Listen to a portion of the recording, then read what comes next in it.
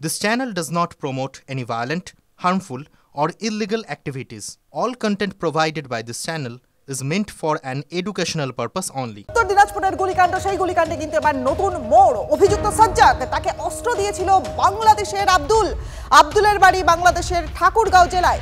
দাবি সরকারি আইনজীবীর। কি বক্তব্য সরকারি আইনজীবীর, আগে সেটা শোনাবো। UEM Jaipur is a perfect target for prospective students aspiring for good jobs, good education with future-ready skills. এই আসামিটা হচ্ছে একটা কেসে অ্যারেস্ট হয়েছিল 2019-এ। ওর নাম হচ্ছে আবুল হোসেন এলাইস আবাল। 14 ফরেনার্স অ্যাক্টে অ্যান্ড আর্মস অ্যাক্টে ওকে অ্যারেস্ট করে গোয়ালপুকুর থানা এখানে পাঠাইছিল।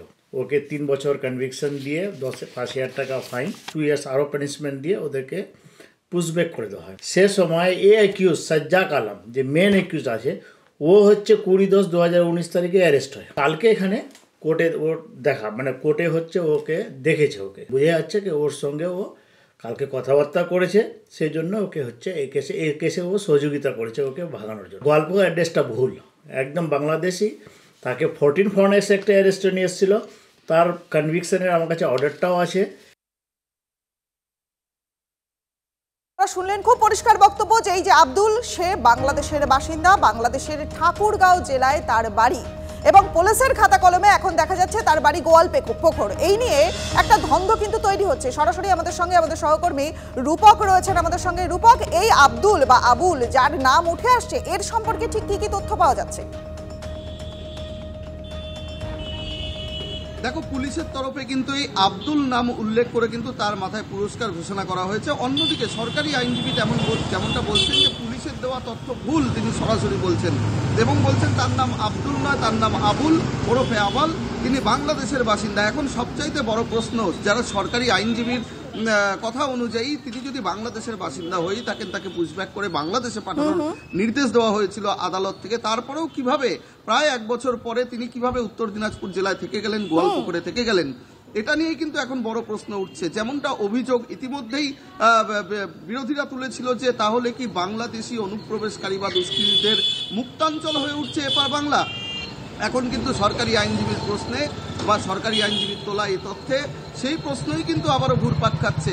তাহলে এই যে আবুল যার নাম উল্লেখ করা হচ্ছে, সে কোথায় ছিল? সে বাংলাদেশি নাগরিক হলে তাকে কেন বাংলাদেশে ফেরত পাঠানো হলো না? 8 মাস পরে তাকে কেন আবার ভারতে দেখা যাচ্ছে, এই উত্তর দিনাজপুরে দেখা যাচ্ছে, অর্থাৎ চিকেন নেক এলাকায় তাকে দেখা যাচ্ছে?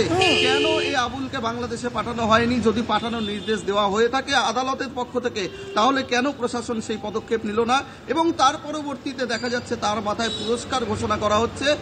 পুলিশকে গুলিকাণ্ডে অভিযুক্ত সাজ্জাক, তাকে একেবারে চিকেন স্নেকের প্রসঙ্গ যখন উঠবে, সেই সেন্সিটিভ ইস্যুটা কিন্তু আমাদের সামনে উঠে আসছে, আর বাংলাদেশের যোগ সেটাও কিন্তু নজরে থাকবে আমাদের। অনেক ধন্যবাদ রূপক তোমাকে। আর আমরা কথা বলেছিলাম প্রাক্তন পুলিশ কর্তা অরিন্দম আচার্যের সঙ্গে, তিনি কি বলেছিলেন শুনুন। জেলে থাকাকালীন বাংলাদেশের এরা কি করে যোগাযোগ করতে পারছে আপনি ভাবুন। মানে কোন জায়গায় কোথায় গোড়ায় আজকে শিকড়ে কোথায় গিয়ে আজকে গেঁথেছে বাংলাদেশে উগ্রপন্থীরা। আইন আছে প্রচুর, কিন্তু ভাই প্রয়োগ নেই। প্রয়োগ আছে, তার শাস্তি নেই। দুষ্কৃতিকারীদের এই যে হত্যা করা, পুলিশে গুলি করার এক মহোৎসব শুরু হয়েছে, তার কারণ কি জানেন? তার কারণ হচ্ছে কি এক সংখ্যক রাজনৈতিক নেতার উস্কানি মন্তব্য এবং তাদের প্রশ্রয় দেওয়া। আমরা বিজেপি নেতা সজল ঘোষের সঙ্গে কথা বলেছিলাম, তার বক্তব্যও শোনাবো আপনাদের। ভাবুন কোন জায়গায় গিয়ে বিষয়টা পৌঁছেছে, যে বাংলাদেশ থেকে শুধু এখন আর সোনা আর হেরোইনও আসছে না, তার সঙ্গে সঙ্গে অস্ত্রও আসছে। এটা বিএসএফ এবং রাজ্য সরকার, দুটো সরকারকেই আমি বলবো যে আপনারা ওকে দোষ না দিয়ে ভারতবর্ষের যদি আপনাদের প্রতি কোনো দায়বদ্ধতা থাকে, তাহলে এই মুহূর্ত থেকে আমাদের প্রতিরোধ করা উচিত এদেরকে। দেখুন, সত্যি বলতে কি হিন্দি সিনেমা বা দক্ষিণ ভারতীয় সিনেমাতেই আমরা এগুলো দেখে থাকি, মানে পর্দার ওপারে দেখতে পাই। ফিল্মি কায়দা, একেবারে ফিল্মি কায়দাতে 2 পুলিশ কর্মীকে গুলি করে এখনো পর্যন্ত অধরা রয়েছে সেই অভিযুক্তের নাম সাজ্জাক, যার নাম উঠে আসছে বারবার। সাজ্জাক, সে কি বিহারে গা ঢাকা দিয়েছে? আচ্ছা, পুলিশ কি অনুমান করছে? পুলিশের অনুমান যে কোর্ট লকআপের মধ্যে এই সাজ্জাক, তাকে আগ্নেয়াস্ত্র দিয়েছিল আরেক দুষ্কৃতী আব্দুল বা আবুল, যার প্রসঙ্গ উঠে আসছে। সে বাংলাদেশি কিনা সেই দিকে নজর রয়েছে আমাদের। আর আদালতে পুলিশি ঘেরাটোপ তো রয়েছে, তার মধ্যে ঠিক কিভাবে বন্দুকের এরকম হাত বদল হয়ে যায়? কেন কারো তা নজরে আসে না? সুরক্ষা নিয়ে একটার পর একটা প্রশ্নে বিদ্ধ হচ্ছে এবার পুলিশ।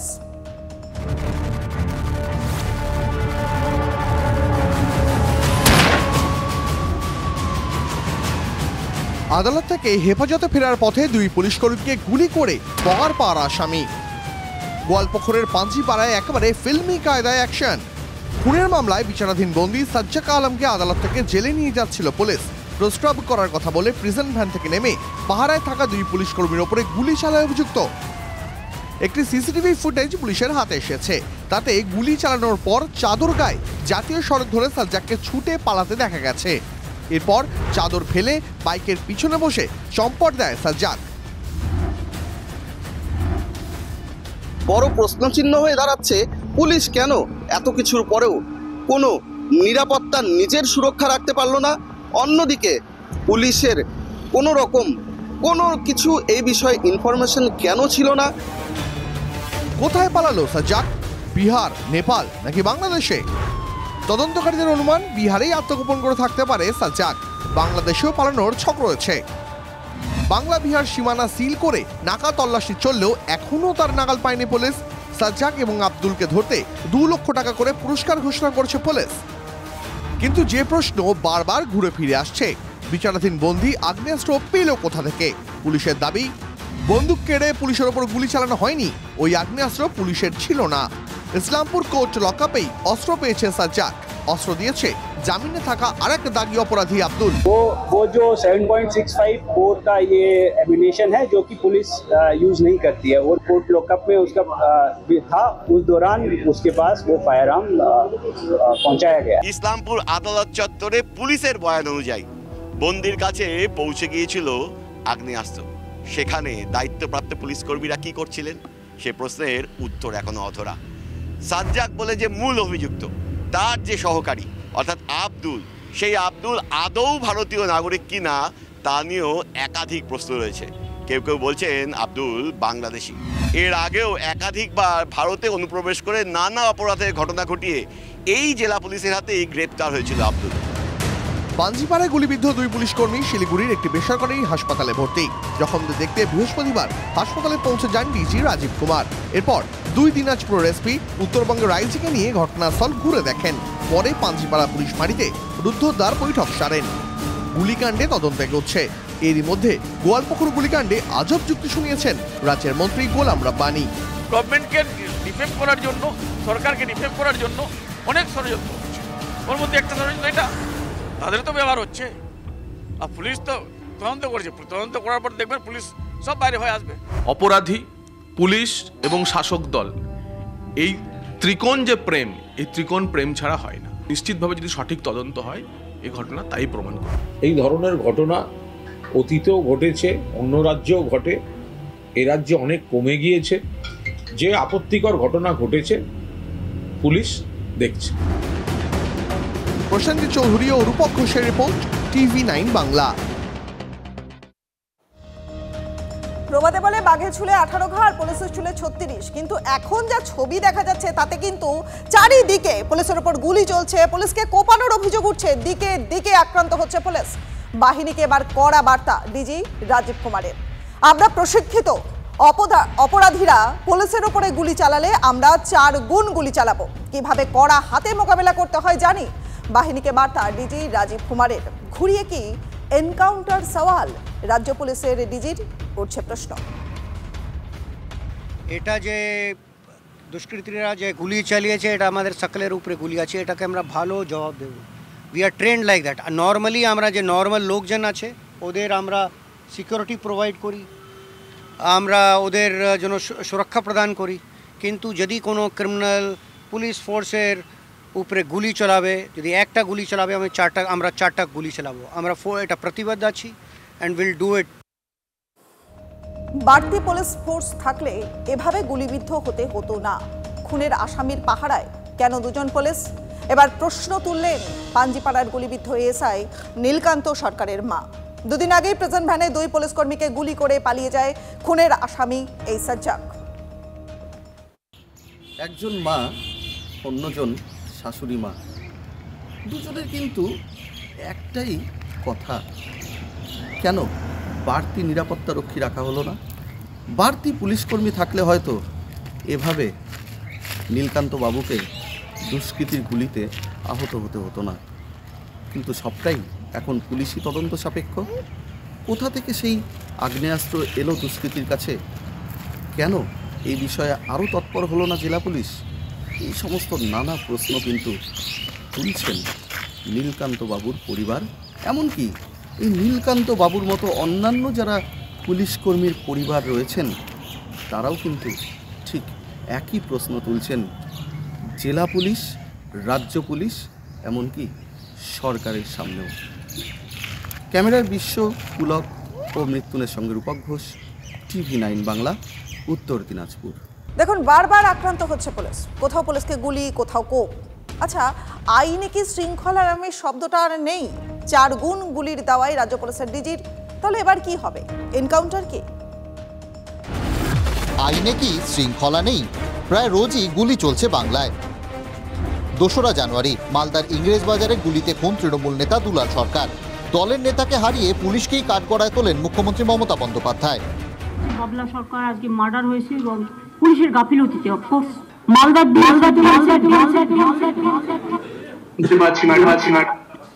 আপনার ওখানে তো আজকে আমার একজন পুরো সহকর্মীকে মার্ডার হয়ে গেল এসপির অপদার্থতার জন্য। তারপরও কি পুলিশ কিছু শিখলো? এবার দুষ্কৃতীদের হাতে পুলিশই আক্রান্ত। একের পর এক ঘটনা। উত্তর দিনাজপুরের গোয়ালপুকুরে সিনেমার মতো ঘটনা। আদালত থেকে হেফাজতে ফেরার পথে 2 পুলিশ কর্মীকে গুলি করে উধাও খুনে অভিযুক্ত সাজ্জাক আলম। তারপর গায়ে চাদর জড়িয়ে জাতীয় সড়ক ধরে চম্পট। প্রিজন ভ্যানে বিচারাধীন বন্দী আগ্নেয়াস্ত্র পেল থেকে? পুলিশ নিজেই নিরাপত্তায় ব্যর্থতার কথা স্বীকার করে নিয়েছে। वो जो 7.65 बोर का ये एमिनेशन है जो कि पुलिस यूज नहीं करती है, वो नॉन रेस्ट्रिक्टेड बोर है। जो हम लोगों को जो प्रिलिमिनरी इंक्वायरी में पता चला है कि जब वो कोर्ट लॉकअप में उसका था उस दौरान उसके पास वो फायर आर्म पहुंचाया गया। সাহায্য করেছে, ওকে আর্ম সাপ্লাই করেছে। আমরা বাইরে ছিল, ওই বাইরে বেলে ছিল। আব্দুল নামে দাগি অপরাধী কোর্ট লকআপে সাজ্জাককে অস্ত্র সাপ্লাই দেয় বলে জানিয়েছে পুলিশ। অস্ত্রের যোগান দেওয়া আটকাতে পারেনি পুলিশ, সাজ্জাকে টিকিও ছুঁতে পারেনি। 2 লক্ষ টাকা পুরস্কার ঘোষণা করে নাগাল পাওয়ার চেষ্টা পুলিশের।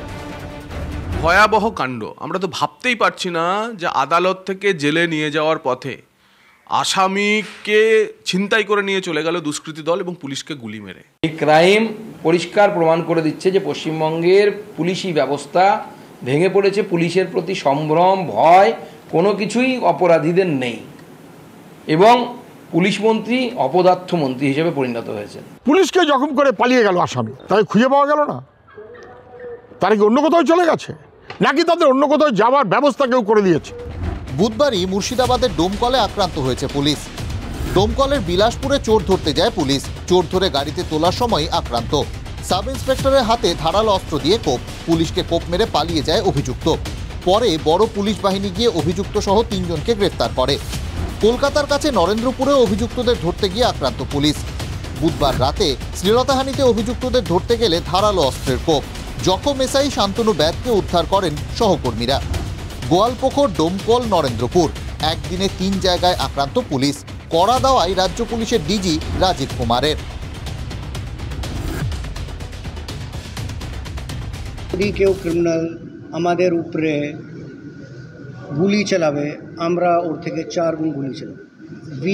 we are trained to fight this kind, we are basically trained for this. যদি কেউ ক্রিমিনাল আমাদের উপরে গুলি চালাবে, আমরা ওর থেকে 4 গুণ গুলি চালাবো। 4 গুণ গুলি। আইনে শৃঙ্খলা আনতে কি প্রয়োজনে এনকাউন্টারের পথে হাঁটবে পুলিশ? ডিজির মন্তব্যে উঠছে প্রশ্ন। পশ্চিমবঙ্গ পুলিশের যা অবস্থা, যে গাদা বন্দুক নিয়ে আমাদের পশ্চিমবঙ্গের হাবালদাররা ঘুরে বেড়ায়, আদৌ সেই বন্দুকগুলো চলবে কি ফাটবে? আমার তো যথেষ্ট সন্দেহ আছে। না ফেটে ওই 1 শাটার যেরকম আমরা সিনেমায় দেখি ফেটে ফ্লাওয়ার হয়ে যায়, সেরকম পশ্চিমবঙ্গ পুলিশের বন্দুকও সেটা ফেটে ফ্লাওয়ার হয়ে যাবে। Bureau report, TV9 Bangla. আমডাঙ্গায় ফের 6টি তাজা সকেট বোমা উদ্ধার, জালে 1। আমডাঙ্গার পাঁচপোতা গ্রামে পরিত্যক্ত ঘর থেকে বোমা উদ্ধার করে পুলিশ। বোমা মজুতের অভিযোগে যুবককে গ্রেফতার আমডাঙ্গা থানার। বোমাগুলি কোথায় নিয়ে যাওয়ার পরিকল্পনা ছিল, ধৃতকে জেরা করে জানতে চান তদন্তকারী অফিসাররা। অজ্ঞাত পরিচয় ব্যক্তির দেহ উদ্ধার ঘিরে ব্যাপক চাঞ্চল্য মালদায়। রেল লাইনের ধারে এক জলাশয়ে দেহ ভাসতে দেখেন স্থানীয়রা। খবর পেয়ে দেহ উদ্ধার করে হরিশ্চন্দ্রপুর থানার পুলিশ। খুন না পিছনে অন্য কোনো কারণ, তদন্তে পুলিশ। বর্ষায় ভেঙে গেছে এলাকার একমাত্র যোগাযোগকারী সেতু। মাত্র 5 মিনিটের রাস্তা ঘুরে আসতে সময় লাগছে 1 ঘন্টারও বেশি। আবার মাত্র 100 মিটার রাস্তা ঘুরে আসতে হচ্ছে প্রায় 4 থেকে 5 কিলোমিটার রাস্তা অতিক্রম করে। সেতু না থাকায় বিরাট সমস্যায় আরামবাগের তিরোল পঞ্চায়েতের বাসিন্দারা। স্কুল যেতে সমস্যা হচ্ছে পড়ুয়াদেরও। অবিলম্বে সেতু নির্মাণের দাবি গ্রামবাসীদের। পশ্চিম বর্ধমান থেকে এবার বীরভূমে 2 দাঁতাল। সকালে বীরভূমের জয়দেব মোড়ের কাছে দুটো হাতিকে ঘুরতে দেখেন স্থানীয়রা। পুলিশকে খবর দেন স্থানীয় কৃষকেরা। হাতিগুলি যাতে গ্রামের ভেতরে প্রবেশ না করে তারই চেষ্টা চালাচ্ছে প্রশাসন।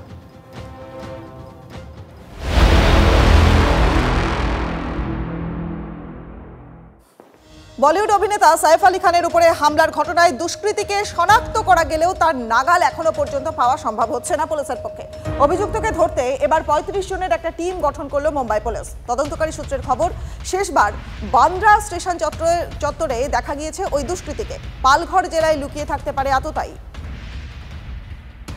करीब 24 घंटे से ज़्यादा का वक्त बीत चुका है सैफ अली खान पर हमला करने वाले हमलावर को पुलिस ने अभी तक डिटेन नहीं किया है, इस तरह की जानकारी आ रही है। लेकिन हमलावर की पहचान हो चुकी है। हमलावर कहाँ रहता है उसकी भी पुलिस ने पूरी डिटेल्स निकाली है। करीब 20 से ज़्यादा मुंबई पुलिस और क्राइम ब्रांच की टीम तैयार की गई इस पूरे मामले की जांच करने के लिए। आरोपी तक पहुंचने के लिए पुलिस लगातार इस मामले में जांच कर रही है। लेकिन बता दें कि पुलिस के सामने अभी भी कई ऐसे सवाल उपस्थित हो रहे हैं जिसके जवाब ढूंढने के लिए लगातार मुंबई पुलिस की टीम मदद ले रही है, काम कर रही है। बता दें अभी सुबह में जो सैफ अली खान की सोसाइटी की साफ सफाई करने वाले कर्मचारी हैं उनको इस बांद्रा पुलिस स्टेशन में लाया गया है। उनसे भी पूछताछ की जा रही है।